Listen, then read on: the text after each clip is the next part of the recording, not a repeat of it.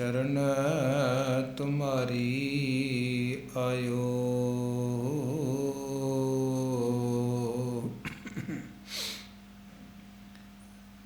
नानक के प्रभ साथ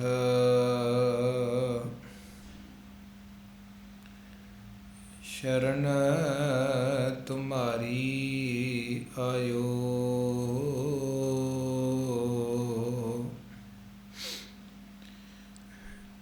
नानक के प्रभ साथ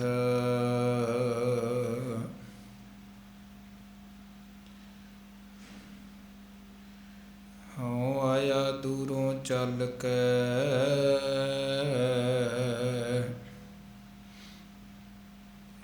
मैं तकी तो सरनाए जियो।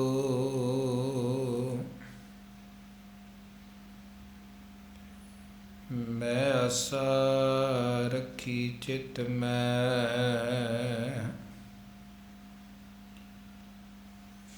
मेरा सबो दुख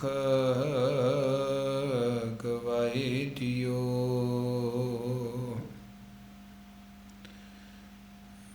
मैं आशा रखी चित में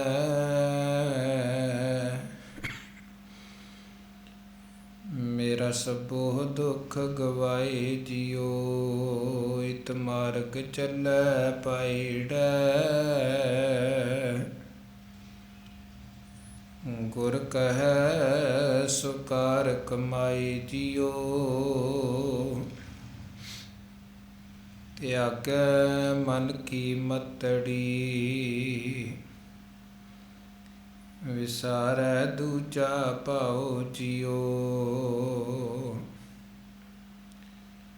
यों पावै हर दरसावड़ा न लगै तती वाओ जियो। यों पावै हर दरसावड़ा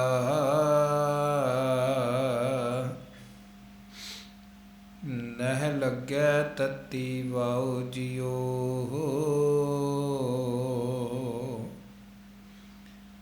हूँ आपो बोल न जानदा मैं कहिया सब हुक्माओ जियो। हूँ आपो बोल न जानदा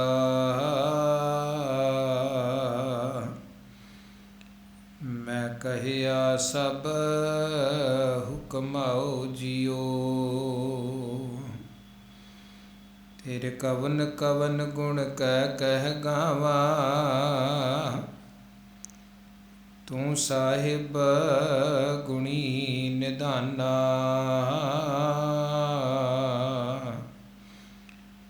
तुमरी महिमा बरन न सकूं तू ठाकुर ऊच भगवाना। तुमरी महिमा बरन न सकूं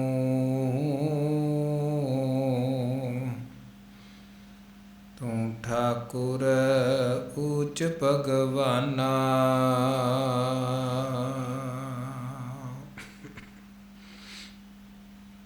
जुग जुग अटल सतगुरु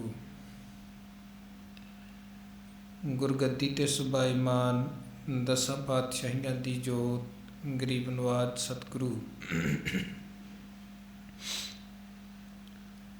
गुरु ग्रंथ साहिब जी महाराज जी की पावन और पवित्र मुबारक अमृतमयी हजूरी विखे जुड़ बैठी गुरु रूप साध संगत। गुरु साहिब जी दियां बेअंत रहमतां बख्शिशां होईयां हन। रोजाना की तरह गुरु के पावन दरबार की हाजरी भर रहे हैं और गुरु घर के कीर्तनियां पासों इलाही बाणी पावन बाणी साची बाणी तुर की अमृतमयी बाणी के शब्द कीर्तन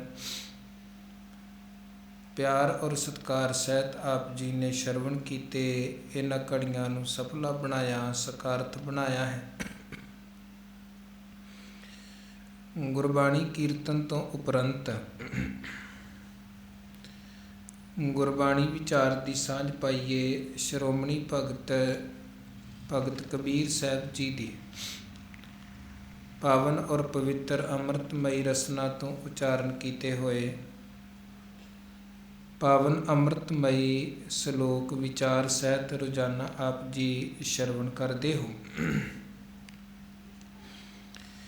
ਵਿਚਾਰ ਦੀ ਲੜੀ ਆਰੰਭੀਏ। ਸਭ ਤੋਂ ਪਹਿਲਾਂ ਆਓ ਗੁਰੂ ਬਖਸ਼ੀ ਫਤਿਹ ਪ੍ਰਵਾਨ ਕਰੋ। ਅਦਬ ਪਿਆਰ ਸਤਿਕਾਰ ਸਹਿਤ ਆਖੋ ਜੀ ਵਾਹਿਗੁਰੂ ਜੀ ਕਾ ਖਾਲਸਾ, ਵਾਹਿਗੁਰੂ ਜੀ ਕੀ ਫਤਿਹ। ਭਗਤ ਕਬੀਰ ਸਾਹਿਬ ਜੀ ਦੀ ਪਾਵਨ ਰਸਨਾ ਤੋਂ ਉਚਾਰਨ ਕੀਤੇ ਹੋਏ 199 ਸ਼ਲੋਕਾਂ ਤੱਕ ਦੀ ਜੋ ਵਿਚਾਰ ਹੈ ਉਹ ਪਿਛਲਿਆਂ ਦੀਵਾਨਾਂ 'ਚ ਆਪ ਜੀ ਨੇ ਸ਼ਰਵਣ ਕੀਤੀ ਹੈ 189 ਤੱਕ। ਇਸ ਤੋਂ ਅਗਲੇਰੇ ਬਚਨ ਅੱਜ ਆਪਾਂ ਵਿਚਾਰਾਂਗੇ। ਕੱਲ੍ਹ ਜਿਹੜੇ ਬਚਨਾਂ ਦੀ ਵਿਚਾਰ ਆਪ ਜੀ ਨੇ ਸ਼ਰਵਣ ਕੀਤੀ ਸੀ, ਕਬੀਰ ਸਾਹਿਬ ਨੇ ਦੱਸਿਆ ਕਿ ਜਦੋਂ ਮਨੁੱਖ ਗੁਰੂ ਵਾਲਾ ਬਣਦਾ ਹੈ ਫਿਰ ਇਹਦੇ ਜੀਵਨ ਅੰਦਰ ਕੀ ਬਦਲਾਅ, ਕੀ ਤਬਦੀਲੀ ਆਉਂਦੀ ਹੈ। ਔਰ ਉੱਥੇ ਕਬੀਰ ਸਾਹਿਬ ਜੀ ਨੇ ਬਾਹਰ ਦੇ ਭੇਖ ਦੀ ਗੱਲ ਨਹੀਂ ਕੀਤੀ ਹੈ, ਅੰਦਰ ਦੀ ਕਰਨੀ ਦੀ ਗੱਲ ਕੀਤੀ ਹੈ। ਅੰਦਰ ਦੀ ਕਰਨੀ ਉਹ ਕਹਿਣ ਲੱਗੇ ਜਦੋਂ ਬੰਦਾ ਗੁਰੂ ਵਾਲਾ ਬਣਦਾ ਹੈ ਉਹਦੇ ਜੀਵਨ 'ਚੋਂ ਮੋਹ ਮੁੱਕਦਾ ਹੈ। ਤਨ ਤਾਪ, ਸਰੀਰ ਦੇ ਜਿਹੜੇ ਕਲੇਸ਼ ਹਨ, ਸਰੀਰ ਦੇ ਨਾਲ ਸੰਬੰਧਿਤ ਜਿਹੜੇ ਝਗੜੇ ਕਲੇਸ਼ ਹਨ ਉਹ ਮੁੱਕ ਜਾਂਦੇ ਹਨ। ਮੋਹ ਖਤਮ ਹੋਇਆ, ਸਰੀਰਕ ਝਗੜੇ ਬਖੇੜੇ ਖਤਮ ਹੋਏ ਔਰ ਮਨੁੱਖ ਹਰਖ ਤੇ ਸੋਗ ਦੀ ਅੱਗ ਦੇ ਵਿੱਚ ਨਹੀਂ ਸੜਦਾ ਹੈ। ਹਰਖ ਦਾ ਮਤਲਬ ਹੈ ਖੁਸ਼ੀ, ਸੋਗ ਦਾ ਮਤਲਬ ਹੈ ਗਮੀ। ਤੇ ਆਮ ਸਧਾਰਨ ਪੱਧਰ 'ਤੇ ਕੱਲ੍ਹ ਵੀ ਇਹ ਚੀਜ਼ ਆਪਾਂ ਵਿਚਾਰੀ ਸੀ ਕਿ ਠੀਕ ਹੈ ਗਮ ਕਰਕੇ ਤੇ ਬੰਦਾ ਦੁਖੀ ਹੁੰਦਾ ਹੀ ਹੁੰਦਾ ਹੈ, ਸੜਦਾ ਹੀ ਹੈ। ਪਰ ਇੱਥੇ ਜਿਹੜੀ ਗੱਲ ਸਤਿਗੁਰੂ ਕਹਿ ਰਹੇ ਨੇ ਕਿ ਹਰਖ ਕਰਕੇ ਵੀ ਬੰਦਾ ਸੜਦਾ ਹੈ। ਔਰ ਕੇਵਲ ਇੱਥੇ ਦੀ ਗੱਲ ਨਹੀਂ ਹੈ, ਹੋਰ ਵੀ ਕਿੰਨੀਆਂ ਥਾਵਾਂ 'ਤੇ ਗੁਰੂ ਕੀ ਬਾਣੀ ਦੇ ਬਚਨ ਆਉਂਦੇ ਹਨ। ਹਰਖ ਸੋਗ ਜਾਂ ਕਹਿ ਨਹੀਂ, ਬੈਰੀ ਮੀਤ ਸਮਾਨ। ਜਿਹਦੇ ਜੀਵਨ ਅੰਦਰ ਨਾ ਹਰਖ ਹੈ, ਨਾ ਸੋਗ ਹੈ, ਨਾ ਕੋਈ ਵੈਰੀ ਹੈ, ਨਾ ਕੋਈ ਮਿੱਤਰ ਹੈ। ਹਰਖ ਤੇ ਸੋਗ ਦੀ ਗੱਲ ਉੱਥੇ ਵੀ ਗੁਰੂ ਨੇ ਕੀਤੀ। ਹੁਣ ਅਸੀਂ ਹੋ ਸਕਦਾ ਹੈ ਬਾਹਰੋਂ ਬੰਦਾ ਇਹ ਕਵੇ ਜੀ ਸੋਗ ਤੋਂ ਤੇ ਮੈਂ ਮੁਕਤੀ ਚਾਹੁੰਦਾ ਹਾਂ ਪਰ ਹਰਖ ਤੋਂ ਮੁਕਤੀ ਨਹੀਂ ਚਾਹੁੰਦਾ ਹਾਂ, ਗਮੀ ਤੋਂ ਤੇ ਮੁਕਤੀ ਚਾਹੁੰਦਾ ਹਾਂ ਪਰ ਖੁਸ਼ੀ ਤੋਂ ਮੈਂ ਮੁਕਤੀ ਨਹੀਂ ਚਾਹੁੰਦਾ। ਜਾਂ ਗਮ ਤੇ ਸਾਨੂੰ ਤਪਾਉਂਦੇ ਨੇ ਪਰ ਖੁਸ਼ੀ ਥੋੜ੍ਹਾ ਤਪਾਉਂਦੀ ਹੈ, ਦੁਖੀ ਕਰਦੀ ਹੈ। ਕੁਛ ਵੇਲੇ ਤੇ ਬੰਦਾ ਬੜਾ ਆਨੰਦ 'ਚ ਹੈ, ਪ੍ਰਸੰਨਤਾ 'ਚ ਹੈ। ਪਰ ਜਿਹੜਾ ਪੱਖ ਗੁਰੂ ਨੇ ਬਾਣੀ 'ਚ ਵਰਣਨ ਕੀਤਾ ਹੈ, ਸੋਗ ਦਾ ਸੰਬੰਧ ਤੇ ਹੈ ਸਾਡੇ ਆਪਣੇ ਕਿਸੇ ਦੁੱਖ ਸੋਗ ਦੇ ਨਾਲ, ਜਿਹਦਾ ਕਰਕੇ ਬੰਦਾ ਦੁਖੀ ਹੋ ਗਿਆ। ਪਰ ਹਰਖ ਦਾ ਸੰਬੰਧ ਹੈ ਦੂਜੇ ਦੇ ਨਾਲ। ਦੂਜੇ ਦੀ ਖੁਸ਼ੀ ਨੂੰ ਵੇਖ ਕੇ ਵੀ ਬੰਦਾ ਦੁਖੀ ਹੁੰਦਾ ਹੈ। ਕਈ ਵਾਰ ਆਪਣੀ ਕੋਈ ਪਰੇਸ਼ਾਨੀ ਨਹੀਂ ਹੁੰਦੀ, ਆਪਣੇ ਕੋਲ ਸਾਰਾ ਕੁਝ ਐਨ ਵਧੀਆ ਕੰਪਲੀਟ ਹਰ ਚੀਜ਼ ਹੈ, ਪਰ ਉਸੇ ਤਰ੍ਹਾਂ ਦੀਆਂ ਸੇਮ ਚੀਜ਼ਾਂ ਦੂਜੇ ਦੇ ਕੋਲ ਨੇ ਤੇ ਉਹ ਬੜਾ ਖੁਸ਼ ਹੈ ਤੇ ਬੰਦਾ ਉਹਨੂੰ ਵੇਖ ਕੇ ਕਲਪ ਜਾਂਦਾ ਕਿ ਉਹਦੇ ਕੋਲ ਸੁੱਖ ਕਿਉਂ ਆਏ ਨੇ, ਉਹਦੇ ਕੋਲ ਖੁਸ਼ੀ ਤੇ ਰੌਣਕ ਕਿਉਂ ਬਣੀ ਹੈ।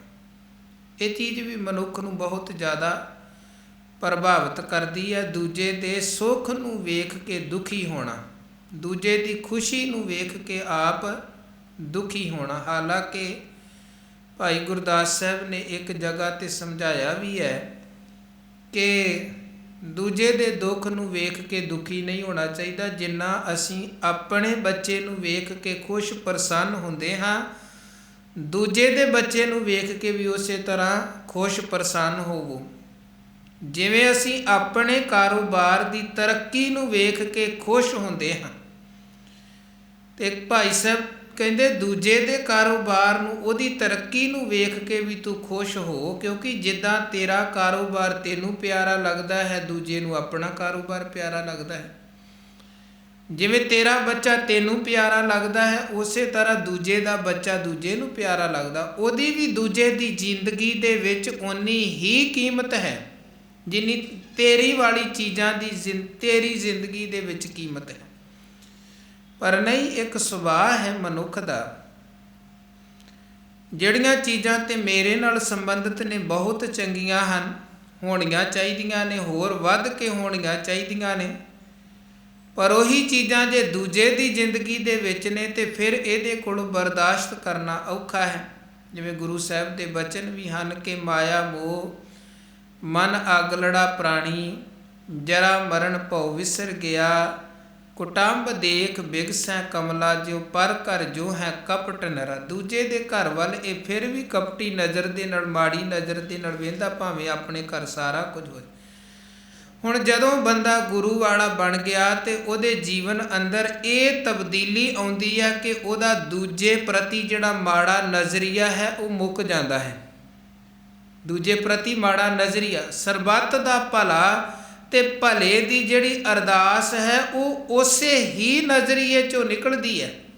ਜੇ ਦੂਜੇ ਪ੍ਰਤੀ ਮਾੜੀ ਸੋਚ ਹੈ, ਮਾੜੀ ਥਿੰਕ ਹੈ, ਫਿਰ ਬੰਦਾ ਸਰਬੱਤ ਦਾ ਭਲਾ ਕਿੱਦਾਂ ਕਰ ਸਕਦਾ ਹੈ। ਸੋ ਗੁਰੂ ਸਾਡੇ ਮਨ 'ਚੋਂ ਇਹਨਾਂ ਚੀਜ਼ਾਂ ਨੂੰ ਖਤਮ ਕਰਦੇ, ਡਿਲੀਟ ਵਾਸ਼ ਕਰਦੇ ਹਨ। ਫਿਰ ਮਨੁੱਖ ਸਭਨਾਂ ਦਾ ਭਲਾ ਮਨਾਉਣ ਵਾਲੇ ਸੁਭਾਅ ਤੇ ਬਿਰਧ ਦਾ ਧਾਰਨੀ ਬਣਦਾ ਹੈ। ਤੇ ਨਾਲ ਹਜੂਰ ਸੱਚੇ ਪਾਤਸ਼ਾਹ ਕਹਿੰਦੇ ਫਿਰ ਬੰਦਾ ਹਰ ਜਗ੍ਹਾ ਤੇ ਪਰਮੇਸ਼ਰ ਨੂੰ ਵੀ ਮਹਿਸੂਸ ਕਰਦਾ ਹੈ, ਸਮਝਦਾ ਹੈ, ਵੇਖਦਾ ਹੈ ਜਦੋਂ ਗੁਰੂ ਵਾਲਾ ਬਣ ਗਿਆ, ਕਿਉਂਕਿ ਗੁਰੂ ਨੇ ਹਰ ਤਰ੍ਹਾਂ ਦੇ ਪਰਦੇ ਖਤਮ ਕਰ ਦਿੱਤੇ।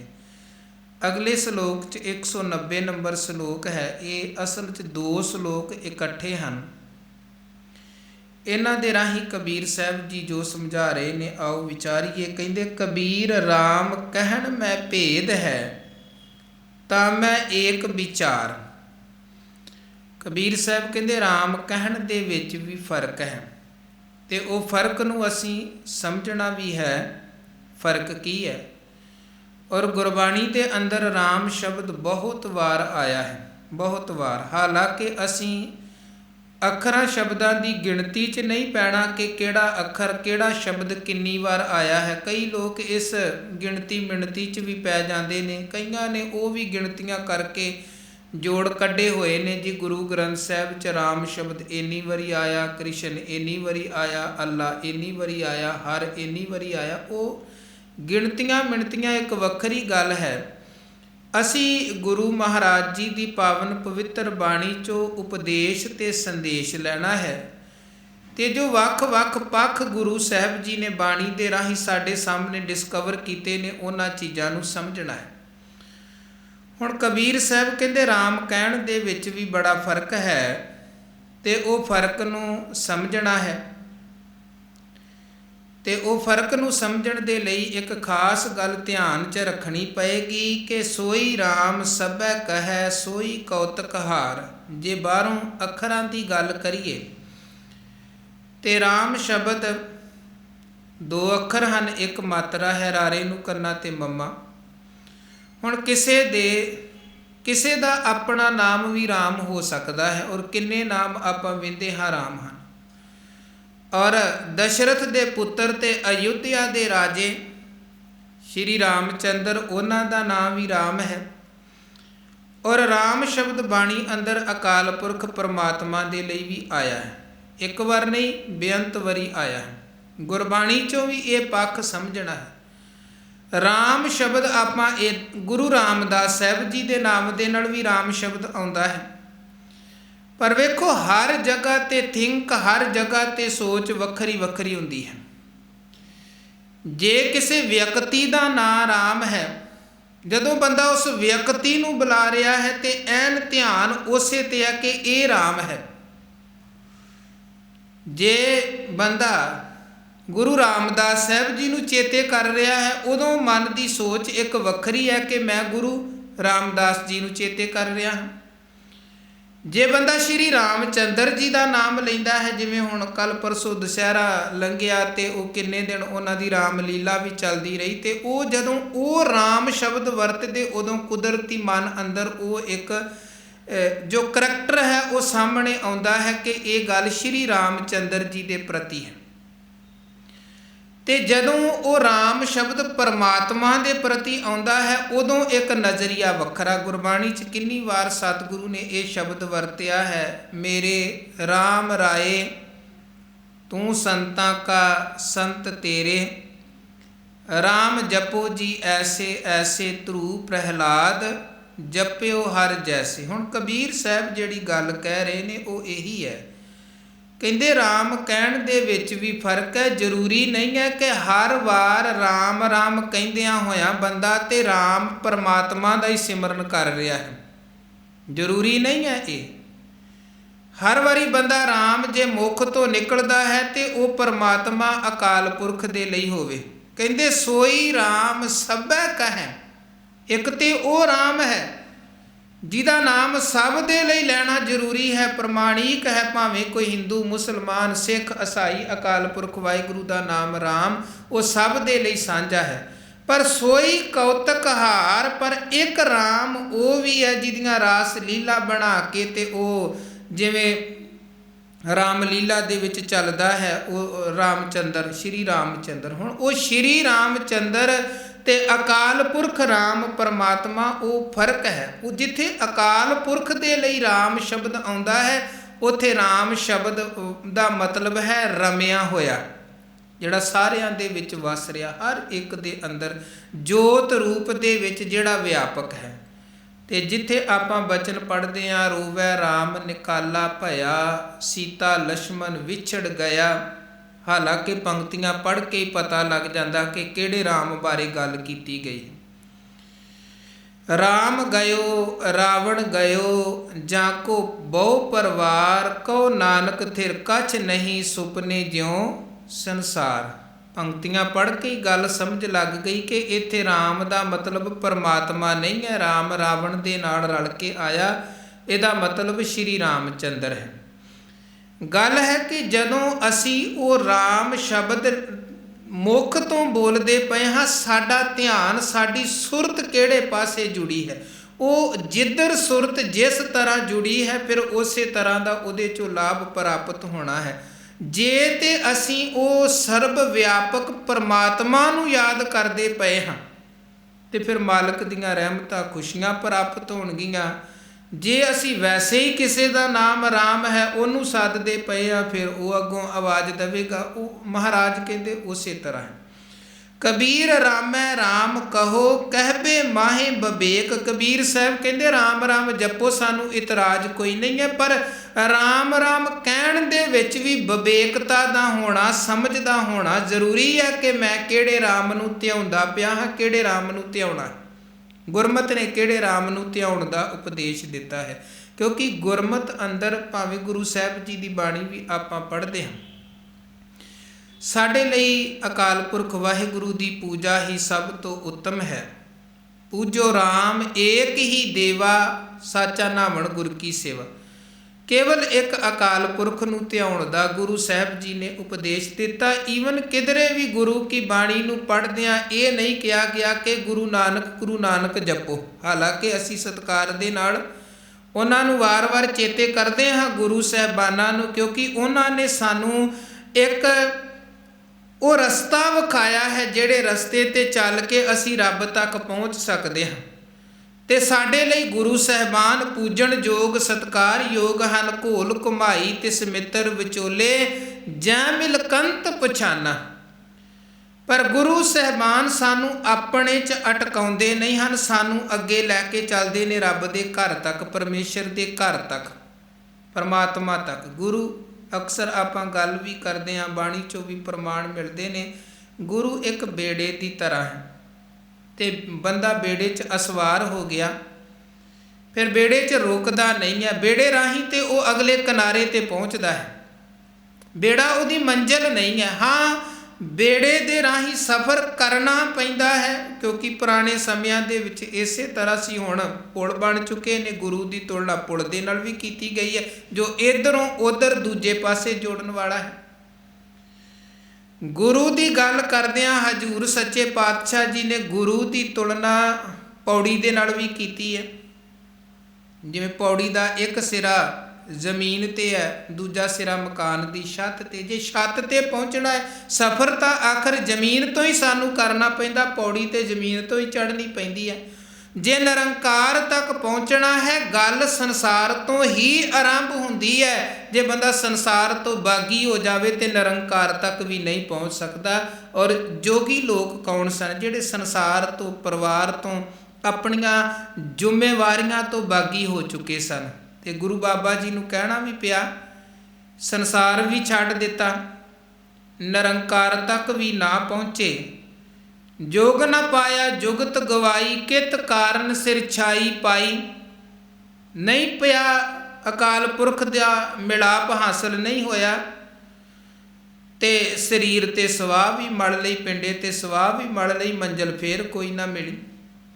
ਮਹਾਰਾਜ ਕਹਿੰਦੇ ਸੰਸਾਰ ਤੋਂ ਬਾਗੀ ਹੋ ਕੇ ਨਿਰੰਕਾਰ ਤੱਕ ਨਹੀਂ ਪਹੁੰਚਿਆ ਜਾ ਸਕਦਾ। ਸੰਸਾਰ ਤਾਂ ਪਹਿਲੀ ਗੱਲ ਹੈ, ਪਹਿਲੀ ਪੌੜੀ, ਪਹਿਲਾ ਸਟੈਪ ਹੈ। ਸੰਸਾਰ ਤੋਂ ਹੀ ਬੰਦਾ ਨਿਰੰਕਾਰ ਤੱਕ ਪਹੁੰਚ ਸਕਦਾ। ਈਵਨ ਆਪਾਂ 4 ਲਾਵਾਂ ਦਾ ਪਾਠ ਹੁੰਦਾ ਹੈ ਜਦੋਂ ਸਾਡੇ ਗ੍ਰਸਥ ਜੀਵਨ ਦੀ ਆਰੰਭਤਾ ਹੋਣੀ ਹੈ, ਜੋ ਸਿੱਖੀ ਦੀ ਮਰਿਆਦਾ ਹੈ। ਤੇ ਮਹਾਰਾਜ ਗੱਲ ਕਿੱਥੋਂ ਸ਼ੁਰੂ ਕਰਦੇ ਹਨ? ਹਰ ਪਹਿਲੜੀ ਲਾਮ ਪਰਵਿਰਤੀ ਕਰਮ ਦਿਰੜਾਇਆ ਬਲਰਾਮ ਜੀਓ। ਔਰ ਇਹ ਜਿਹੜਾ ਪ੍ਰਵਿਰਤੀ ਕਰਮ ਸ਼ਬਦ ਹੈ, ਇਹਦਾ ਸੰਬੰਧ ਸਾਡੇ ਗ੍ਰਸਥ ਜੀਵਨ ਦੇ ਨਾਲ, ਸਾਡੇ ਪਰਿਵਾਰਕ, ਸਾਡੇ ਸੰਸਾਰਕ ਜੀਵਨ ਦੇ ਨਾਲ ਹੈ। ਔਰ ਪ੍ਰਵਿਰਤੀ ਕਰਮ ਤੋਂ ਗੁਰੂ ਨੇ ਵੇਖੋ ਗੱਲ ਆਰੰਭ ਕਰਦਿਆਂ ਹੋਇਆਂ ਤੇ ਪੜਾ ਦਰ ਪੜਾ ਉਸ ਅਵਸਥਾ ਤੱਕ ਗੱਲ ਨੂੰ ਖੜਿਆ ਹੈ ਜਿੱਥੇ ਜਾ ਕੇ ਆਤਮਾ ਪਰਮਾਤਮਾ 'ਚ ਇੱਕ ਮਿਕ ਹੋ ਗਈ, ਆਤਮਾ ਪਰਮਾਤਮਾ 'ਚ ਅਪੇਧ ਹੋ ਗਈ। ਜ਼ਮੀਨ ਤੇ ਲੱਗੇ ਹੋਏ ਪੌੜੀ ਦੇ ਪਹਿਲੇ ਡੰਡੇ ਤੋਂ ਬੰਦੇ ਨੇ ਕਦਮ ਰੱਖਿਆ ਤੇ ਚੜ੍ਹਦਿਆਂ ਚੜ੍ਹਦਿਆਂ ਫਿਰ ਬੰਦਾ ਐਨ ਛੱਤ ਤੇ ਪਹੁੰਚ ਗਿਆ।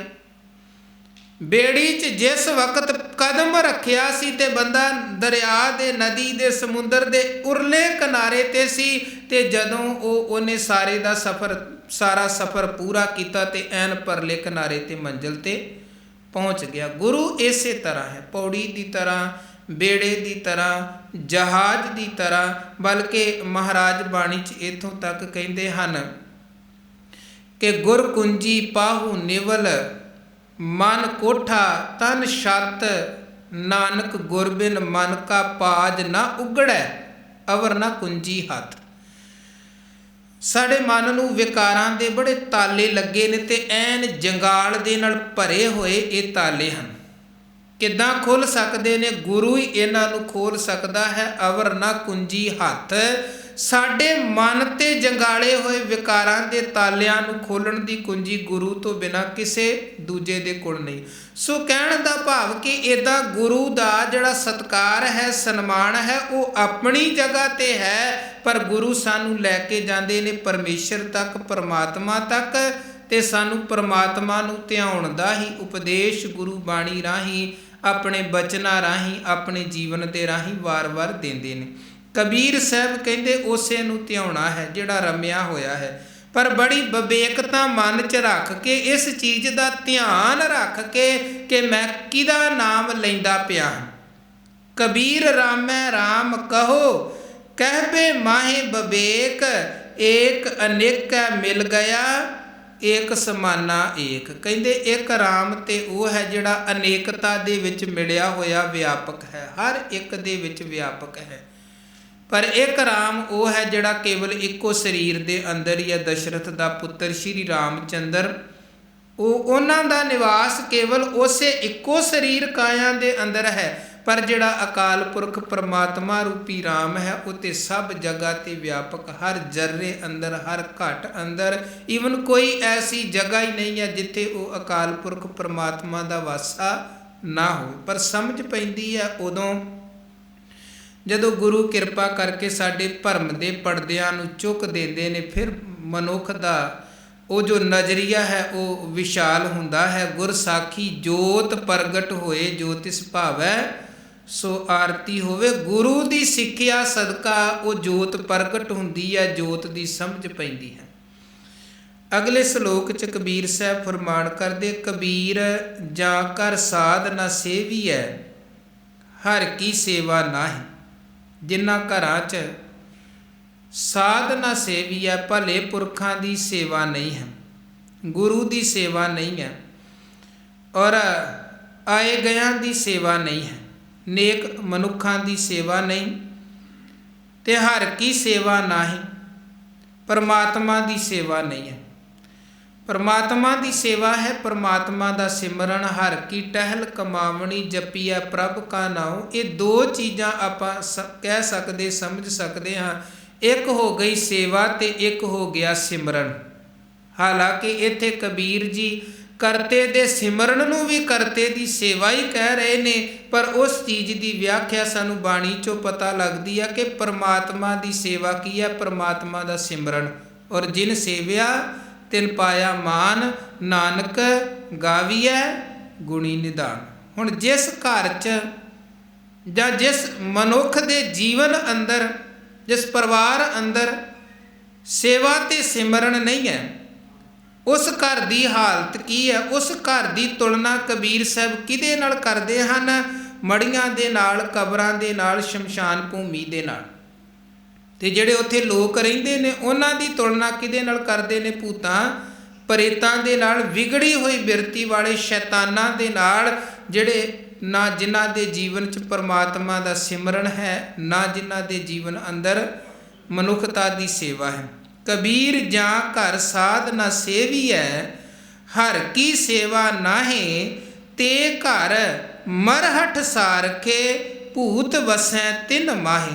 ਮਰਹਟ ਦਾ ਭਾਵ ਹੈ ਕਬਰਸਤਾਨ, ਮੜੀਆਂ ਕਬਰਾਂ, ਸਾਰਖੇ ਦਾ ਮਤਲਬ ਹੈ ਵਰਗੇ। ਉਹ ਜਿਹੜੇ ਘਰ ਹਨ ਮੜੀਆਂ ਤੇ ਕਬਰਾਂ ਵਰਗੇ ਹਨ। ਇਸ ਕਰਕੇ ਜੋ ਸਾਡਾ ਫਰਜ਼, ਇਹ ਇੱਦਾਂ ਦੇ ਜਿਹੜੇ ਗੁਰੂ ਕੀ ਬਾਣੀ ਦੇ ਸ਼ਬਦ ਨੇ, ਉਹਨਾਂ ਤੋਂ ਅਸੀਂ ਪ੍ਰੇਰਣਾ ਇਹ ਲੈਣੀ ਹੈ ਕਿ ਆਪਣੇ ਘਰਾਂ ਨੂੰ ਸ਼ਮਸ਼ਾਨ ਨਹੀਂ ਬਣਾਉਣਾ ਹੈ, ਬਲਕਿ ਜਿਹੜੀ ਗੱਲ ਸਤਿਗੁਰੂ ਨੇ ਬਾਣੀ 'ਚ ਸਮਝਾਈ ਤੇ ਸਿਖਾਈ, ਉਹਨੂੰ ਫੋਲੋ ਕਰਦਿਆਂ ਹੋਇਆਂ ਤੇ ਸੋਹਣੀ ਵਸੋਂ ਵਾਲੀ ਜਗ੍ਹਾ ਉਹ ਬਣਾਉਣੀ ਹੈ। ਸੇਵਾ ਤੇ ਸਿਮਰਨ, ਗੁਰੂ ਦਾ ਚੇਤਾ ਜ਼ਰੂਰ ਸਾਨੂੰ ਹੋਣਾ ਚਾਹੀਦਾ। ਜੇ ਪ੍ਰਸਾਦ ਬਸੈ ਸੁਖ ਮੰਦਰ ਤਿਸੈ ਧਿਆਏ ਸਦਾ ਮਨ। ਔਰ ਸਾਡੇ ਇਤਿਹਾਸ 'ਚੋਂ ਕਿੰਨੀਆਂ ਐਸੀਆਂ ਘਟਨਾਵਾਂ ਮਿਲਦੀਆਂ ਹਨ। ਮਹਾਰਾਜ ਧੰਨ ਗੁਰੂ ਅਮਰਦਾਸ ਸਾਹਿਬ ਜੀ ਦੇ ਆਪਾਂ ਬਚਨ ਵੀ ਪੜ੍ਹਦੇ ਹਾਂ, ਜਿੱਥੇ ਉਹ ਫਰਮਾਨ ਕਰਦੇ ਹਨ, ਮਨ ਚਾਉ ਭਇਆ ਪ੍ਰਭ ਆਗਮ ਸੁਣਿਆ, ਹਰ ਮੰਗਲ ਗਾਉ ਸਕੀ ਗ੍ਰਹਿ ਮੰਦਰ ਬਣਿਆ। ਮਨ 'ਚ ਬੜਾ ਚਾਅ ਉਤਸ਼ਾਹ ਬਣ ਗਿਆ ਜਦੋਂ ਇਹ ਵੇਖਿਆ ਕਿ ਮਾਲਕ ਆਉਂਦਾ ਪਿਆ ਹੈ। ਤੇ ਜਦੋਂ ਮਾਲਕ ਪਹੁੰਚ ਗਏ, ਮਾਲਕ ਜੀ, ਤੇ ਜਿਸ ਜਗ੍ਹਾ ਤੇ ਮਾਲਕ ਆ ਕੇ ਬਿਰਾਜਮਾਨ ਹੋਏ, ਉਹ ਘਰ ਅਸਲ 'ਚ ਘਰ ਨਹੀਂ ਰਿਹਾ, ਉਹ ਘਰ ਤਾਂ ਹੁਣ ਗੁਰੂ ਦਾ ਘਰ ਬਣ ਗਿਆ ਹੈ। ਤੇ ਕਿੰਨੇ ਘਰ ਐਸੇ ਹਨ ਜਿਹੜੇ ਘਰ ਹੀ ਸਨ, ਪਰ ਗੁਰੂ ਮਹਾਰਾਜ ਬੈਠੇ ਤੇ ਉਹ ਘਰ ਗੁਰੂ ਘਰ ਬਣ ਗਏ, ਹਰਮੰਦਰ ਬਣ ਗਏ, ਉਹ ਜਗ੍ਹਾ ਪੂਜਣ ਦੇ ਯੋਗ ਬਣ ਗਈਆਂ। ਭਾਈ ਲਾਲੋ ਦਾ ਜਿਹੜਾ ਘਰ ਹੈ, ਉਹਨੂੰ ਸਾਡੇ ਇਤਿਹਾਸਕਾਰ ਕਹਿੰਦੇ ਨੇ ਪਹਿਲੀ ਧਰਮਸ਼ਾਲਾ, ਪਹਿਲਾ ਗੁਰਦੁਆਰਾ ਬਣਿਆ ਭਾਈ ਲਾਲੋ ਦਾ ਘਰ। ਗੁਰੂ ਨਾਨਕ ਮਹਾਰਾਜ ਸੱਚੇ ਪਾਤਸ਼ਾਹ ਜੀ ਐਮਨਾਬਾਦ ਪਹੁੰਚੇ, ਭਾਈ ਲਾਲੋ ਦੇ ਘਰ, ਬੜਾ ਗਰੀਬ ਕਿਰਤੀ ਈਮਾਨ ਵਾਲਾ। ਤੇ ਉੱਥੇ ਫਿਰ ਗੁਰੂ ਨਾਨਕ ਸਾਹਿਬ ਤੇ ਭਾਈ ਮਰਦਾਨਾ ਜੀ ਕਰੀਬਨ ਮਹੀਨਾ ਭਰ ਸਤਿਗੁਰੂ ਜੀ ਉੱਥੇ ਰਹੇ ਹਨ। ਤੇ ਉਹ ਫਿਰ ਹੁਣ ਗੁਰੂ ਨਾਨਕ ਤੇ ਉੱਥੋਂ ਅੱਗੇ ਚਲੇ ਗਏ, ਪਰ ਉਹ ਧਰਮਸ਼ਾਲਾ ਬਣ ਗਈ। ਤੇ ਭਾਈ ਗੁਰਦਾਸ ਸਾਹਿਬ ਕਹਿੰਦੇ ਇੱਦਾਂ ਦੀ ਕੇਵਲ ਇੱਕ ਹੀ ਧਰਮਸ਼ਾਲਾ ਨਹੀਂ, ਬਲਕਿ ਗੁਰੂ ਨਾਨਕ ਮਹਾਰਾਜ ਜੀ ਦਾ ਐਸਾ ਪ੍ਰਤਾਪ ਤੇ ਪ੍ਰਭਾਵ ਸਮਾਜ ਅੰਦਰ ਫੈਲਿਆ ਕਿ ਘਰ ਘਰ ਅੰਦਰ ਧਰਮਸ਼ਾਲ ਹੋਵੇ, ਕੀਰਤਨ ਸਦਾ ਵਸੋਆ। ਕਿਉਂਕਿ ਜਿੱਥੇ ਜਿੱਥੇ ਵੀ ਗੁਰੂ ਸਾਹਿਬ ਦੇ ਚਰਨ ਪਏ, ਜਿੱਥੇ ਬਾਬਾ ਪੈਰ ਧਰੇ, ਪੂਜਾ ਆਸਣ ਥਾਪਣ ਸੋਆ।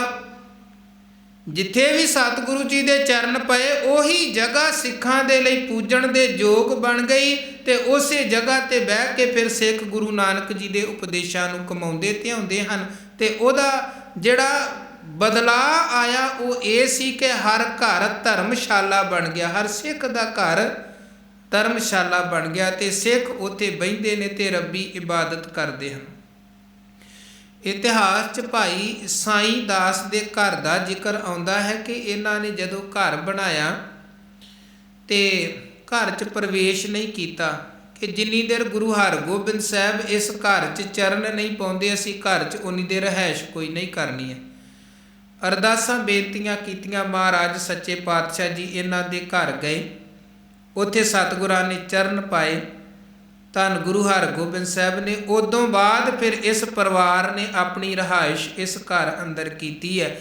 ਤੇ ਗੁਰੂ ਮਹਾਰਾਜ ਜੀ ਦੇ ਚਰਨ ਪੈਣ ਦੀ ਬਰਕਤ ਇਹ ਕਿ ਭਾਈ ਸਾਈਂ ਦਾਸ ਤਾਂ ਉਹ ਜਿੰਨੀ ਦੇਰ ਜ਼ਿੰਦਗੀ ਸੀ ਉੱਥੇ ਰਹੇ ਤੇ ਉਹ ਚੱਲ ਵਸੇ, ਪਰ ਅੱਜ ਉਹ ਭਾਈ ਸਾਈਂ ਦਾਸ ਦਾ ਘਰ ਸਾਈਂ ਦਾਸ ਦਾ ਘਰ ਨਹੀਂ ਰਿਹਾ, ਉਹ ਗੁਰੂ ਦਾ ਘਰ ਬਣ ਗਿਆ, ਗੁਰੂ ਕਾ ਦਰਬਾਰ ਬਣ ਗਿਆ। ਇਸੇ ਤਰ੍ਹਾਂ ਭਾਈ ਫੱਗੂ ਸਸਰਾਮ ਦਾ ਰਹਿਣ ਵਾਲਾ, ਜਿਨ੍ਹਾਂ ਨੇ ਸਤਿਗੁਰੂ ਗੁਰੂ ਤੇਗ ਬਹਾਦਰ ਸਾਹਿਬ ਸੱਚੇ ਪਾਤਸ਼ਾਹ ਜੀ ਦੇ ਚਰਨਾਂ ਦੇ ਵਿੱਚ ਬੇਨਤੀ ਕੀਤੀ। ਉਹਨਾਂ ਨੇ ਘਰ ਬਣਾਇਆ, ਘਰ ਦਾ ਦਰਵਾਜ਼ਾ ਪਹਿਲਾਂ ਹੀ ਵੱਡਾ ਉੱਚਾ ਰੱਖਿਆ, ਫਿਰ ਘਰ ਅੰਦਰ ਇੱਕ ਥੜਾ ਬਣਾਇਆ ਕਿ ਗੁਰੂ ਮਹਾਰਾਜ ਨੇ ਮੇਰੇ ਘਰ ਆਉਣਾ ਹੈ। ਇੱਕ ਭਰੋਸਾ ਹੈ ਸਿੱਖ ਦਾ ਗੁਰੂ ਪ੍ਰਤੀ। ਤੇ ਇਹ ਜਿਹੜੀ ਧਰਮ ਦੀ ਜਾਂ ਗੁਰਮਤ ਦੀ ਖੇਡ ਹੈ, ਇਹ ਹੈ ਹੀ ਭਰੋਸੇ ਦੀ ਖੇਡ ਹੈ। ਭਰੋਸੇ ਤੋਂ ਬਿਨਾਂ ਇੱਥੇ ਕੁਝ ਨਹੀਂ ਹੈ। ਗੁਰੂ ਤੇ ਪੂਰਨ ਭਰੋਸਾ ਗੁਰੂ ਕੇ ਸਿੱਖ ਨੇ ਕਰਨਾ ਹੈ। ਗੁਰੂ ਤੇ ਗੁਰੂ ਦੀ ਵਡਿਆਈ ਤੇ ਗੁਰੂ ਦੀ ਬਖਸ਼ਿਸ਼ ਤੇ ਤਰਕ ਨਹੀਂ ਕਰਦਾ ਗੁਰੂ ਦਾ ਸਿੱਖ, ਕਿਉਂਕਿ ਸਾਡਾ ਇੱਕ ਬਲੀਵ ਹੈ, ਇੱਕ ਭਰੋਸਾ ਹੈ ਕਿ ਗੁਰੂ ਸਮਰੱਥ ਹੈ ਤੇ ਗੁਰੂ ਅੰਦਰ ਇੰਨੀ ਤਾਕਤ ਹੈ ਕਿ ਗੁਰੂ ਮਿਹਰ ਭਰਿਆ ਹੱਥ ਸਾਡੇ ਸਿਰ ਤੇ ਰੱਖ ਦੇਣ ਤੇ ਗੁਰੂ ਦੇ ਹੱਥ 'ਚ ਇੰਨੀ ਤਾਕਤ ਹੈ। ਸਮਰੱਥ ਗੁਰੂ ਸਿਰ ਹੱਥ ਧਰਿਓ, ਗੁਰ ਕੀਨੀ ਕਿਰਪਾ ਹਰ ਨਾਮ ਦਿਓ, ਜਿਸ ਦੇਖ ਚਰਨ ਅਗਨ ਹਰਿਓ। ਸਾਡਾ ਇੱਕ ਭਰੋਸਾ ਹੈ ਕਿ ਗੁਰੂ ਜੇ ਆਪਣੀ ਮਿਹਰ ਭਰੀ ਨਦਰ ਕਿਸੇ ਜੀਵ ਤੇ ਵਰਤਾ ਦੇਣ ਤੇ ਉਸ ਮਿਹਰ ਭਰੀ ਨਦਰ ਦੀ ਕਲਾ ਇਹ ਹੈ ਕਿ ਧਨ ਧਨ ਸੁਹਾਵਾ ਸੋ ਸਰੀਰ ਥਾਨ ਹੈ, ਜਿੱਥੇ ਮੇਰਾ ਗੁਰੂ ਧਰੇ ਵਿਖਾ। ਤੇ ਅਸੀਂ ਇਸ ਚੀਜ਼ ਤੇ ਤਰਕ ਨਹੀਂ ਕਰਦੇ ਕਿ ਗੁਰੂ ਦੀ ਨਜ਼ਰ ਅੰਦਰ ਤਾਕਤ ਨਹੀਂ ਹੈ। ਅੰਮ੍ਰਿਤ ਦ੍ਰਿਸ਼ਟ ਪੇਖੈ ਹੋਏ ਸੰਤ, ਗੁਰੂ ਆਪਣੀ ਅੰਮ੍ਰਿਤਮਈ ਨਜ਼ਰ ਕਿਸੇ ਤੇ ਵਰਤਾਣ ਤੇ ਪਾਪੀ ਨੂੰ ਇੱਕ ਦ੍ਰਿਸ਼ਟੀ ਦੇ ਨਾਲ ਸੰਤ ਬਣਾ ਸਕਦੇ ਨੇ। ਤੇ ਇਸੇ ਤਰ੍ਹਾਂ ਗੁਰੂ ਦੇ ਚਰਨਾਂ ਦੀ ਆਪਣੀ ਕਲਾ ਹੈ। ਜਿੱਥੇ ਜਾਏ ਬਹਿ ਮੇਰਾ ਸਤਿਗੁਰੂ ਸੁਥਾਨ ਸੁਹਾਵਾ ਰਾਮ ਰਾਜੇ, ਸਾ ਧਰਤੀ ਪਈ ਹਰਿਆਵਲੀ, ਜਿੱਥੇ ਮੇਰਾ ਸਤਿਗੁਰ ਬੈਠਾ ਜਾਏ। ਇਹ ਸਾਡਾ ਇੱਕ ਭਰੋਸਾ ਹੈ ਤੇ ਇਹ ਭਰੋਸਾ ਹਰ ਸਿੱਖ ਦੇ ਮਨ ਅੰਦਰ ਗੁਰੂ ਪ੍ਰਤੀ ਹੋਣਾ ਚਾਹੀਦਾ ਹੈ। ਗੁਰੂ ਦੀਆਂ ਖੁਸ਼ੀਆਂ ਸਾਡੇ ਭਰੋਸੇ ਦੇ ਉੱਪਰ ਹੀ ਨਿਰਭਰ ਹੈ, ਕਿੰਨਾ ਸਾਡਾ ਭਰੋਸਾ ਹੈ ਗੁਰੂ ਤੇ। ਭਾਈ ਲਹਿਣਾ ਜੇ ਗੁਰੂ ਨਾਨਕ ਜੀ ਦੇ ਘਰ ਦਰਬਾਰ ਦੀਆਂ ਸਭ ਤੋਂ ਜ਼ਿਆਦਾ ਖੁਸ਼ੀਆਂ ਉਹਨਾਂ ਨੇ ਲਈਆਂ ਤੇ ਉਹਦਾ ਵੱਡਾ ਕਾਰਨ ਇਹ ਸੀ ਕਿ ਸਭ ਤੋਂ ਜ਼ਿਆਦਾ ਭਰੋਸਾ ਵੀ ਉਹਨਾਂ ਦੇ ਮਨ 'ਚ ਸੀ ਗੁਰੂ ਨਾਨਕ ਸਾਹਿਬ ਪ੍ਰਤੀ। ਧੰਨ ਗੁਰੂ ਰਾਮਦਾਸ ਸਾਹਿਬ ਭਾਈ ਜੇਠੇ ਤੋਂ ਜੇ ਗੁਰੂ ਰਾਮਦਾਸ ਬਣੇ, ਸਿੱਖੀ ਅਤੇ ਸੰਗਤੀ ਪਾਰ ਬ੍ਰਹਮ ਕਰ ਨਮਸਕਾਰਿਆ, ਤੇ ਉਹਦੇ ਪਿੱਛੇ ਵੱਡਾ ਕਾਰਨ ਇਹ ਸੀ ਕਿ ਸਭ ਤੋਂ ਜ਼ਿਆਦਾ ਭਰੋਸਾ ਉਹਨਾਂ ਦਾ ਗੁਰੂ ਅਮਰਦਾਸ ਮਹਾਰਾਜ ਜੀ ਦੇ ਉੱਪਰ ਸੀ। ਤੇ ਜਿਹਾ ਭਾਓ ਤਿਹਾ ਫਲ ਪਾਈ ਹੈ, ਜਿੱਦਾਂ ਦੀ ਉਹਨਾਂ ਦੀ ਭਾਵਨਾ ਸੀ ਤੇ ਉੱਦਾਂ ਦਾ ਫਲ ਮਿਲ ਗਿਆ। ਜਿਨ੍ਹਾਂ ਦੀ ਭਾਵਨਾ ਹੀ ਨਹੀਂ ਕੋਈ ਨਹੀਂ ਸੀ, ਉਹ ਗੁਰੂ ਸਾਹਿਬ ਦੇ ਦਰ ਤੇ ਆ ਕੇ ਵੀ ਖਾਲੀ ਦੇ ਖਾਲੀ ਪਰਤਦੇ ਰਹੇ। ਤੇ ਉਹਨਾਂ ਦੀ ਹਾਲਤ ਕਬੀਰ ਸਾਹਿਬ ਬਾਂਸ ਦੇ ਦਰਖਤ ਦੇ ਨਾਲ ਤੁਲਨਾ ਉਹਨਾਂ ਦੀ ਕਰਦੇ ਹਨ ਕਿ ਚੰਦਨ ਕੈ ਨਿਕਟੈ ਬਸੈ ਬਾਂਸ ਸੁਗੰਧ ਨਾ ਹੋਏ। ਗੁਰੂ ਤੇ ਹੈ ਚੰਦਨ, ਜਿਹੜਾ ਤੇ ਭਾਵਨਾ ਵਾਲਾ, ਉਹਦਾ ਜੀਵਨ ਤਾਂ ਗੁਰੂ ਐਨ ਸੁਗੰਧੀ ਦੇ ਨਾਲ ਭਰਪੂਰ ਕਰਦੇ ਹਨ। ਤੇ ਜਿਹਦਾ ਅੰਦਰ ਹੀ ਬਾਂਸ ਦੀ ਤਰ੍ਹਾਂ ਰੁੱਖਾ ਤੇ ਖੋਖਲਾ, ਅੰਦਰ ਭਰੋਸਾ ਹੀ ਕੋਈ ਨਹੀਂ, ਉਹ ਨੇੜੇ ਰਹਿ ਕੇ ਵੀ ਖਾਲੀ ਦਾ ਖਾਲੀ ਰਹਿ ਜਾਂਦਾ। ਭਾਈ ਫੱਗੂ ਨੇ ਘਰ ਬਣਾਇਆ, ਬੜਾ ਭਰੋਸਾ ਕਿ ਮੇਰੇ ਘਰ ਮੇਰੇ ਗੁਰੂ ਨੇ ਇੱਕ ਦਿਨ ਚਰਨ ਪਾਉਣੇ ਹਨ। ਅਰਦਾਸਾਂ ਬੇਨਤੀਆਂ ਹੀ ਸਿੱਖ ਕਰਦਾ ਹੈ। ਇਹ ਨਗਰ ਪਟਨੇ ਦੇ ਕੋਲ ਹੈ ਤੇ ਗੁਰੂ ਮਹਾਰਾਜ ਜੀ ਦੀ ਰਹਿਮਤ ਵਰਤੀ, ਸਿੱਖ ਦੇ ਭਰੋਸੇ ਨੂੰ ਫਲ ਲੱਗਿਆ ਤੇ ਧੰਨ ਗੁਰੂ ਤੇਗ ਬਹਾਦਰ ਮਹਾਰਾਜ ਸੱਚੇ ਪਾਤਸ਼ਾਹ ਜੀ ਨੇ ਚਰਨ ਪਾਏ ਤੇ ਗੁਰੂ ਦੀ ਰਹਿਮਤ ਇਹ ਵਰਤੀ ਕਿ ਮਨ ਚਾਓ ਭਇਆ ਪ੍ਰਭ ਆਗਮ ਸੁਣਿਆ, ਹਰ ਮੰਗਲ ਗਾਓ ਸਖੀ ਗ੍ਰਹਿ ਮੰਦਰ ਬਣਿਆ। ਹੁਣ ਭਾਈ ਫੱਗੂ ਜਾਂ ਉਹਦੇ ਪਰਿਵਾਰ ਨੇ ਤੇ ਜ਼ਿੰਦਗੀ ਭੋਗੀ ਤੇ ਚੱਲ ਵਸੇ, ਪਰ ਅੱਜ ਉਹ ਘਰ ਭਾਈ ਫੱਗੂ ਦਾ ਨਹੀਂ, ਗੁਰੂ ਤੇਗ ਬਹਾਦਰ ਸਾਹਿਬ ਦਾ ਘਰ ਵੱਜਦਾ ਹੈ। ਗੁਰੂ ਤੇਗ ਬਹਾਦਰ ਸਾਹਿਬ। ਸੋ ਅਸੀਂ ਘਰ 'ਚ ਸਾਰੇ ਘਰਾਂ 'ਚ ਰਹਿੰਦੇ ਹਾਂ। ਮਹਾਰਾਜ ਕਬੀਰ ਸਾਹਿਬ ਕਹਿੰਦੇ ਜੇ ਤੇ ਸਾਡੇ ਘਰਾਂ 'ਚ ਸੇਵਾ ਤੇ ਸਿਮਰਨ ਹੈ ਤੇ ਫਿਰ ਸਾਡਾ ਘਰ ਨਹੀਂ ਹੈ, ਫਿਰ ਤੇ ਉਹ ਘਰ ਪਰਮੇਸ਼ਰ ਦਾ ਘਰ ਤੇ ਗੁਰੂ ਦਾ ਘਰ ਹੈ। ਤੇ ਜੇ ਘਰ ਅੰਦਰ ਨਾ ਤੇ ਸੇਵਾ ਹੈ ਨਾ ਸਿਮਰਨ ਹੈ ਤੇ ਫਿਰ ਉਸ ਘਰ ਦੀ ਗੱਲ ਕਰਦਿਆਂ ਕਬੀਰ ਸਾਹਿਬ ਕਹਿੰਦੇ ਉਹ ਘਰ ਮੜੀਆਂ ਤੇ ਕਬਰਾਂ ਦੇ ਬਰਾਬਰ ਹੈ। ਤੇ ਘਰ ਮਰਹਠ ਸਾਰਖੇ, ਤੇ ਜਿਹੜੇ ਉਹਨਾਂ ਘਰਾਂ 'ਚ ਰਹਿੰਦੇ ਹਨ ਰੱਬ ਤੋਂ ਟੁੱਟੇ ਹੋਏ ਸਾਕਤ, ਭੂਤ ਵਸੈ ਤਿਨ ਮਾਹੇ, ਉਹਨਾਂ ਦੀ ਤੁਲਨਾ ਫਿਰ ਗੁਰੂ ਭੂਤਾਂ ਦੇ ਨਾਲ ਹੀ ਕਰਦੇ ਹਨ, ਪ੍ਰੇਤਾਂ ਦੇ ਨਾਲ ਕਰਦੇ ਹਨ, ਜਿਨ੍ਹਾਂ ਨੂੰ ਕੋਈ ਰੱਬ ਦਾ ਪਰਮੇਸ਼ਰ ਦਾ ਚੇਤਾ ਨਹੀਂ ਹੈ। ਕਬੀਰ ਗੂੰਗਾ ਹੁਆ ਬਾਵਰਾ, ਬਹਿਰਾ ਹੁਆ ਕਾਨ। ਕਬੀਰ ਸਾਹਿਬ ਕਹਿੰਦੇ ਜਦੋਂ ਗੁਰੂ ਨੇ ਸ਼ਬਦ ਦਾ ਤੀਰ ਮਾਰਿਆ ਤੇ ਗੁਰੂ ਕੇ ਸ਼ਬਦ ਦੇ ਤੀਰ ਦੀ ਬਰਕਤ ਸਦਕਾ ਜੀਵਨ ਅੰਦਰ ਤਬਦੀਲੀ ਆਈ। ਪਹਿਲਾਂ ਜਿਹੜੀ ਜ਼ੁਬਾਨ ਮੌਕਾ ਭਾਲਦੀ ਸੀ ਕਿ ਕਦੋਂ ਕਿਸੇ ਦੀ ਨਿੰਦਿਆ ਕਰਨੀ ਹੈ, ਕਦੋਂ ਕਿਸੇ ਨੂੰ ਮਾੜਾ ਬੋਲਣਾ ਹੈ, ਕਦੋਂ ਜ਼ਹਿਰ ਮੁੱਖ 'ਚੋਂ ਬਾਹਰ ਫੈਲਾਉਣਾ ਹੈ, ਹੁਣ ਜਦੋਂ ਗੁਰੂ ਨੇ ਸ਼ਬਦ ਦਾ ਤੀਰ ਮਾਰਿਆ ਤੇ ਉਹ ਬੁਰਾਈਆਂ ਵਾਲੇ ਪਾਸਿਓਂ ਤੇ ਬੰਦਾ ਬਿਲਕੁਲ ਗੂੰਗਾ ਹੋ ਚੁੱਕਿਆ ਹੈ। ਜਿਹੜੀ ਗੱਲ ਪਿੱਛੇ ਵੀ ਕਬੀਰ ਸਾਹਿਬ ਨੇ ਕਹੀ ਸੀ ਕਿ ਗੁਰ ਲਾਗਾ ਤਬ ਜਾਨੀ ਹੈ, ਇਹ ਨਿਸ਼ਾਨੀ ਹੈ ਕਿ ਬੰਦਾ ਗੁਰੂ ਵਾਲਾ ਬਣ ਗਿਆ। ਪਹਿਲਾਂ ਨਿੰਦਿਆ ਕਰਦਾ ਸੀ, ਹੁਣ ਨਿੰਦਿਆ ਨਹੀਂ ਕਰ ਰਿਹਾ। ਤੇ ਜੇ ਪਹਿਲਾਂ ਵੀ ਨਿੰਦਿਆ ਸੀ ਤੇ 5 ਕਕਾਰ ਪਹਿਨ ਕੇ ਵੀ ਅੱਜ ਨਿੰਦਿਆ ਕਰੀ ਜਾ ਰਿਹਾ ਹੈ, ਫਿਰ ਮਤ ਸਮਝੋ ਬੰਦਾ ਗੁਰੂ ਵਾਲਾ ਬਣਿਆ। ਭੇਖ ਜ਼ਰੂਰ ਧਾਰਨ ਕੀਤਾ ਪਰ ਅਜੇ ਗੁਰੂ ਨੂੰ ਅੰਦਰ ਧਾਰਨ ਨਹੀਂ ਕੀਤਾ ਹੈ। ਜਿਹੜੇ ਅੰਦਰ ਗੁਰੂ ਵਰਤ ਗਿਆ ਉਸ ਅੰਦਰ ਤੋਂ ਨਿੰਦਿਆ ਚੁਗਲੀ ਬਰਿਆਈਆਂ ਨਹੀਂ ਨਿਕਲਦੀਆਂ ਹਨ, ਉਹ ਜੀਵਨ ਤੋਂ ਤੇ ਫਿਰ ਪਰਉਪਕਾਰ ਦੇ ਬੋਲ ਨਿਕਲਦੇ ਹਨ। ਕਬੀਰ ਗੂੰਗਾ ਹੁਆ ਬਾਵਰਾ, ਉਹ ਕਹਿੰਦੇ ਨਿੰਦਿਆ ਚੁਗਲੀ ਦੇ ਮਾੜੇ ਬੋਲ ਬੋਲਣ ਵਾਲੇ ਪਾਸਿਓਂ ਹੁਣ ਉਹ ਗੁਰਮੁਖ ਬਿਲਕੁਲ ਗੂੰਗਾ ਹੋ ਗਿਆ। ਹੁਣ ਮਾੜੇ ਬੋਲ ਜ਼ੁਬਾਨ 'ਚੋਂ ਨਹੀਂ ਨਿਕਲਦੇ। ਭਾਵੇਂ ਕਈ ਲੋਕ ਉਹਨੂੰ ਬਾਵਰਾ ਕਮਲਾ ਵੀ ਕਹਿ ਦਿੰਦੇ ਕਿ ਇਹਨੂੰ ਕੀ ਹੋ ਗਿਆ ਹੈ, ਪਰ ਕਬੀਰ ਸਾਹਿਬ ਕਹਿੰਦੇ ਅਸਲ 'ਚ ਉਹ ਕਮਲਾ ਨਹੀਂ ਹੈ, ਉਹ ਸਿਆਣਾ ਹੈ। ਪਰ ਕੀ ਕਰੀਏ, ਕਮਲੇ ਉਹਨੂੰ ਪਛਾਣ ਨਹੀਂ ਪਾ ਰਹੇ, ਜਿਸ ਕਰਕੇ ਸਿਆਣੇ ਨੂੰ ਕਮਲਾ ਕਹਿ ਰਹੇ ਹਨ। ਸਿਆਣੇ ਨੂੰ ਕਮਲਾ ਕਹਿ ਰਹੇ ਹਨ ਕਿਉਂਕਿ ਜਿੱਥੇ ਸਾਰੇ ਪਾਗਲ ਹੋਣ ਨਾ, ਪਾਗਲਖਾਨੇ 'ਚ ਵੀ ਜੇ ਕੋਈ ਇੱਕ ਸਿਆਣਾ ਹੈ ਤੇ ਉਹ ਸਾਰੇ ਪਾਗਲ ਸਮਝਦੇ ਹਨ ਕਿ ਅਸੀਂ ਸਿਆਣੇ ਆ ਤੇ ਇਹ ਪਾਗਲ ਹੈ।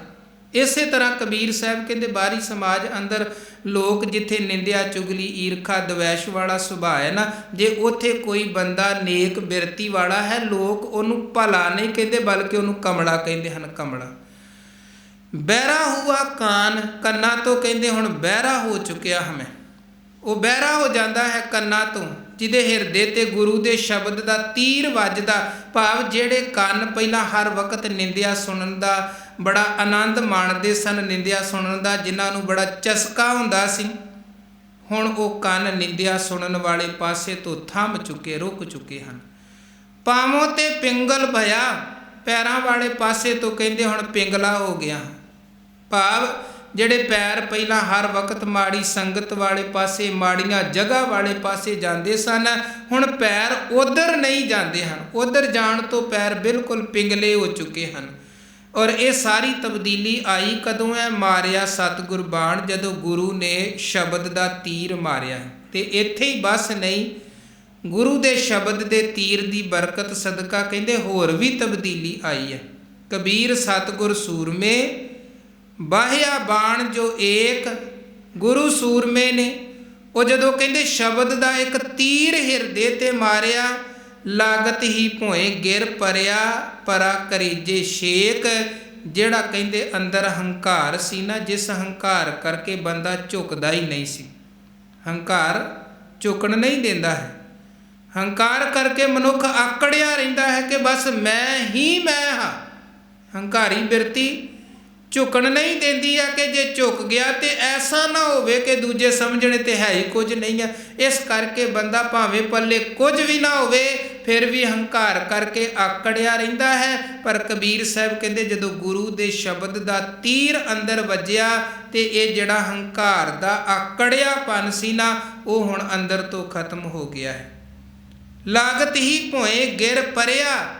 ਉਹ ਅੰਦਰ ਦਾ ਹੰਕਾਰ ਸ਼ਬਦ ਦਾ ਤੀਰ ਵੱਜਦਿਆਂ ਹੀ ਡਿੱਗ ਪਿਆ ਹੈ ਔਰ ਪਰਾ ਕਰੇਜਾ ਛੇਕ ਗੁਰੂ ਦੇ ਸ਼ਬਦ ਦੇ ਤੀਰ ਨੇ ਤੇ ਅੰਦਰ ਪੂਰੀ ਤਰ੍ਹਾਂ ਵਿੰਨ ਕੇ ਰੱਖ ਦਿੱਤਾ ਹੈ। ਤੇ ਜਿਨ੍ਹਾਂ ਦਾ ਹਿਰਦਾ, ਜਿਨ੍ਹਾਂ ਦਾ ਮਨ ਗੁਰੂ ਦੇ ਸ਼ਬਦ ਦੇ ਤੀਰ ਦੇ ਨਾਲ ਵਿੰਨਿਆ ਗਿਆ, ਉਹਨਾਂ ਦੇ ਜੀਵਨ ਅੰਦਰ ਗਜਬ ਦੀ ਤਬਦੀਲੀ ਆਉਂਦੀ ਹੈ। ਉਹੀ ਮਾਨਸ ਤੋਂ ਦੇਵਤੇ ਬਣਦੇ ਨੇ ਜਿਨ੍ਹਾਂ ਦੇ ਹਿਰਦੇ 'ਚ ਸ਼ਬਦ ਦਾ ਤੀਰ ਵੱਜਦਾ। ਸੋ ਗੁਰੂ ਕਿਰਪਾ ਕਰੇ, ਗੁਰੂ ਕੇ ਸ਼ਬਦ, ਗੁਰੂ ਕੀ ਬਾਣੀ, ਗੁਰੂ ਕੇ ਗਿਆਨ ਦੇ ਨਾਲ ਜੁੜ ਕੇ ਅਸੀਂ ਵੀ ਆਪਣੇ ਜੀਵਨ ਨੂੰ ਤਬਦੀਲ ਕਰੀਏ, ਗੁਰੂ ਦੀਆਂ ਖੁਸ਼ੀਆਂ ਮਿਲਣ। ਇਹ ਲੋਕ ਸੁਖੀਏ ਪਰਲੋਕ ਸੁਹੇਲੇ, ਨਾਨਕ ਘਰ ਪ੍ਰਭ ਆਪੇ ਮੇਲੇ। ਭੁੱਲਾਂ ਚੁੱਕਾਂ ਦੀ ਖਿਮਾ ਕਰਨੀ, ਫਤਿਹ ਪ੍ਰਵਾਨੋ ਜੀ। ਵਾਹਿਗੁਰੂ ਜੀ ਕਾ ਖਾਲਸਾ, ਵਾਹਿਗੁਰੂ ਜੀ ਕੀ ਫਤਿਹ।